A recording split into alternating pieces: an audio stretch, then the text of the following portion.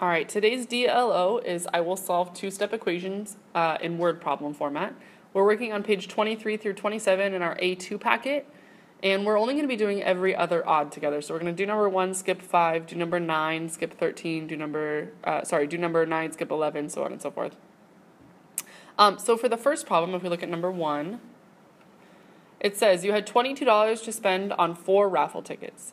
After buying them, you had $6 left. How much did each raffle ticket cost? And so what I did here was I already set up a variable. Now usually your variable is going to correlate with what the question is asking. So our question says, how much did each raffle ticket cost? So my variable that I'm going to set up is R equals the cost of a raffle ticket. Now let me read the question again to see what is important. It says you had $22 to spend, so that's the total amount I had to spend. I spent it on 4 raffle tickets. That's also important. It says after buying those 4 raffle tickets, I had $6 left, so that is also important. So when I'm setting up this problem, I'm looking at the total amount that I had, so $22. And if you think about it logically, $22 is how much I had to spend. When I was done buying the raffle tickets, I had $6 left. So that means the amount that I started with, $22, should be the sum of the $6 I spent, the $6 I had left, plus the money I spent on the raffle tickets. So the sum, 22, should equal the $6 I had left, whatever was left over, plus how much I spent. So I don't know how much I spent yet, but I'm going to figure that out right now. I know that I bought 4 raffle tickets, so the cost of 1 raffle ticket is R, therefore the cost of 4 raffle tickets is 4R. So now that is the equation all set up, and you should be able to solve that two-step equation to figure out what is R, what is the cost of a raffle ticket. All right, let's look at number 5. All right, here's 5. It said Maria had $22 to spend on 5 pencils. So again, $22 is how much she has. She's spending it on 5 pencils. It says after buying them, she had $12. How much did each pencil cost?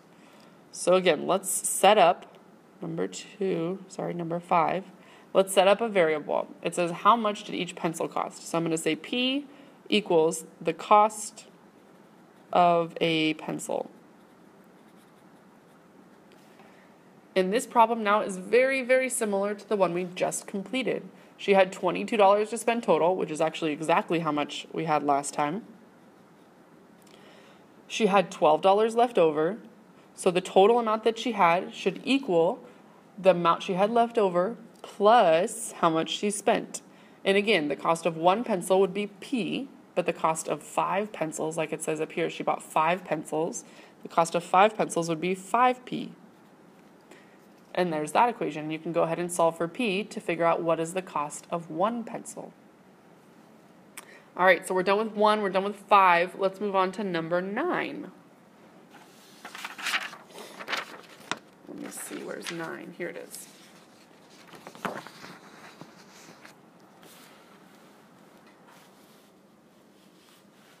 All right, so it says, number 9. It says the cooking club made some pies to sell during lunch to raise money for an end-of-year banquet. Do you see anything important in that? Not really. There's some information about what's happening, but there's no numbers or anything important that's going to tell us something about the problem. So let's keep going. The cafeteria contributed 2 pies to the club. So there you go. I see a numerical value, 2 pies. So the cafeteria contributed 2. It says each pie was then cut into 6 pieces and sold. It says there were a total of 72 pieces to sell. How many pies did the club make?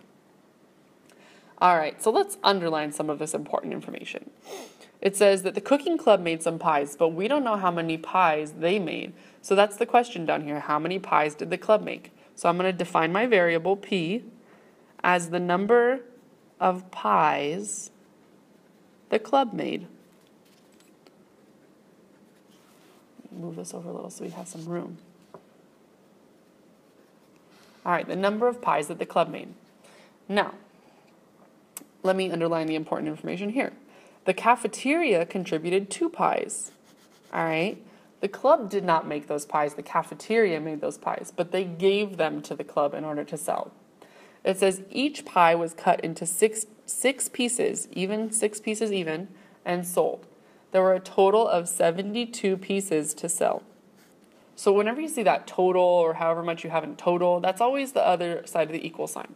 So there were 72 pieces to sell in total. So we're going to put 72 on this side. Now, if each pie was cut into 6 pieces, think in your head real quick. If the cafeteria donated 2 pies and they were each cut into 6 pieces, how many pieces do those 2 pies make? Well, let's see. 2 times 6 would be 12. So in those 2 pies, there must have been 12 pieces to sell. Now, because I want to be very thorough and I want to make sure I have everything written out appropriately, instead of just jumping straight to 12, I'm going to put 2 times 6. And I'm going to show you another way to do this afterwards. But for right now, we're going to go in pieces. So this was how many pieces the cafeteria contributed. And we want to add to that the number of pies that were contributed from the club. So we don't know what that is yet. We know it's P. But each of the pies that the club made was also cut into 6 pieces. So there were 6 pieces in each of those pies. So here's the pies that the cafeteria made, each cut into 6 pieces. So there were 12 pieces in those pies. And here are the pies that the club made, each cut into 6 pieces. So if they only made 1 pie, then there were 6 pieces they had to sell. If they made 2 pies, there were 12. If there were 3 pies made by the club, there were 18 pieces. But solving this equation will tell us exactly how many pies that the club made, because we know in total there were 72 pieces. So adding these together gives us 72. Now, the other way to write this, I want you to notice that they both have a 6 in them, all right?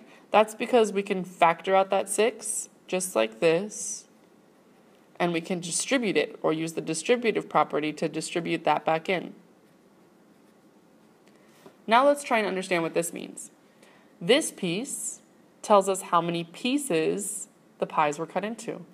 Inside the parentheses tells us how many pies there were total. So 2 from the cafeteria plus however many the club made, P. So inside is how many pies total, and then each one was divided into 6 pieces, so we get times 6. This is just another way of writing it. You could solve either one of these equations and you would get the same exact answer. But again, I'm going to leave that up to you. All right, we did number 9. Let's look at 13. Number 13.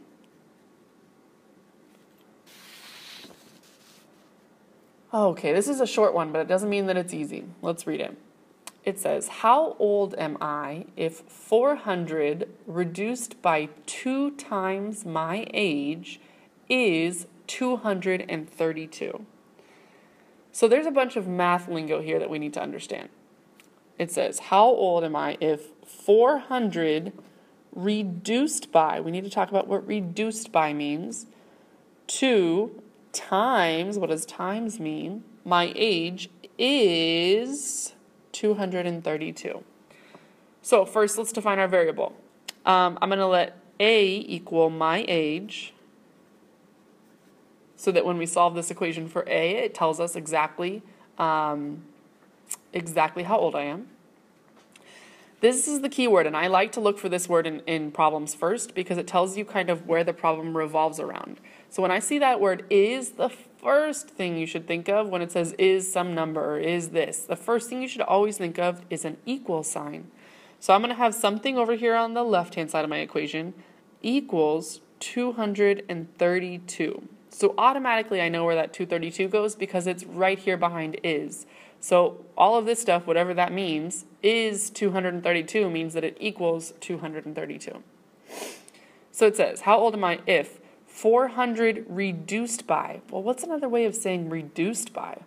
Well, reduced means to make less, so reduced by means to subtract. All right, so subtract. Times, what does times mean? Well, most of you guys know that times means multiplication. So 400 reduced by, it doesn't say 400 reduced from, it says 400 reduced by. Therefore, the 400 goes first, and we're reducing 2 times my age, so 2 times A. 400 minus 2a equals 232. 400 reduced by 2 times my age is 232. And I'm going to go ahead and erase that and write it a little bit closer just because it bothers me to have it written so far away. So equals 232. And then again, you guys could go ahead and solve that one.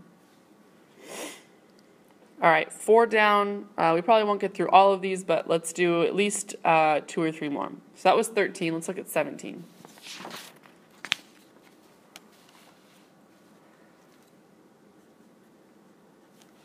It says, John spent half of his weekly allowance playing mini golf. To earn more money, his parents let him mow the lawn for $10.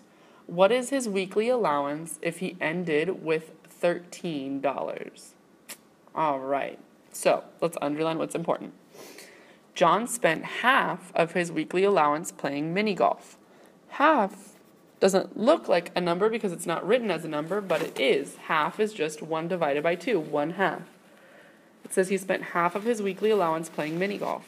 Well, let's see what our question is. What is his weekly allowance? Oh, that's a great question. Let's define a variable.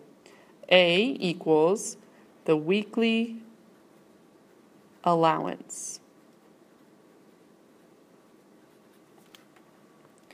All right, perfect.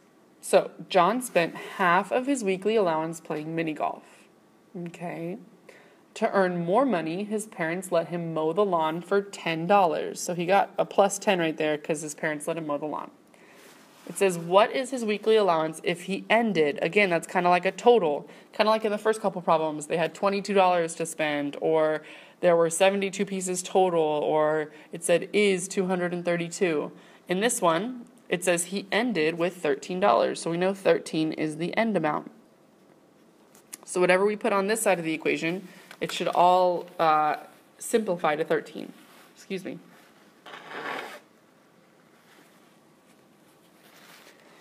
All right, so again, he got to mow the lawn for $10, so I'm going to add in that $10. I always like to do the easy parts first. That's kind of why I like to work backwards. So I know that he had $13 left at the end. He got a $10 amount from his parents because he mowed the lawn. And then he spent half of his weekly allowance playing mini golf. So let's figure out how to write that down. He spent half of his weekly allowance playing mini golf. He earned $10 from his parents, and he was left with $13. So let's think about this.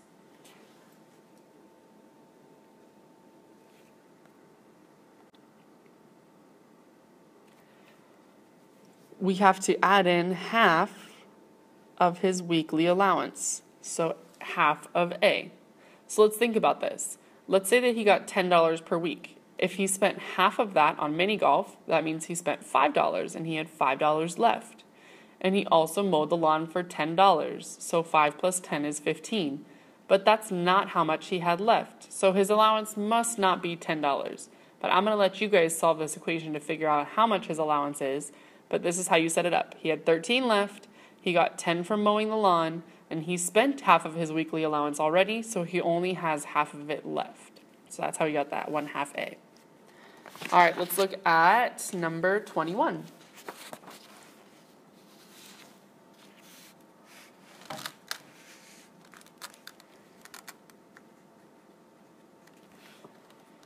Number 21 says, Jennifer was going to sell all of her stamp collection to buy a video game.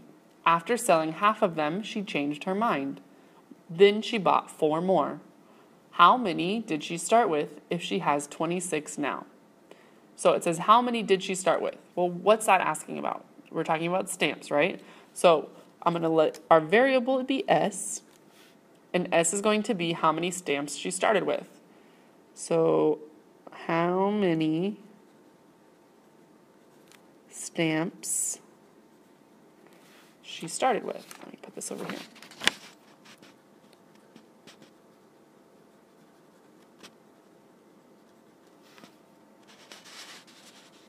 All right, again, here's a total. How many did she start off with if she has 26 now? So 26 is our end amount. That's our total. It says she was going to sell all of them to buy a video game, but after selling only half of them, she changed her mind. So there's that 1/2 again. It says, then she bought 4 more. What does that 4 more mean? Think about that. So again, let's do the easy parts more. First, 4 more means that there were 4 more. So plus 4, or a positive 4. And she already sold half of her original stamp collection. So it's just like the last one where she sold half, but she has half left as well. So she has half of S. So let me just throw a number out there. Let's say that originally she had 10 stamps. Half of 10 is 5. This is an S, by the way, not a 5. Let's say she had 10 stamps. She sold half of them, so she has 5 left.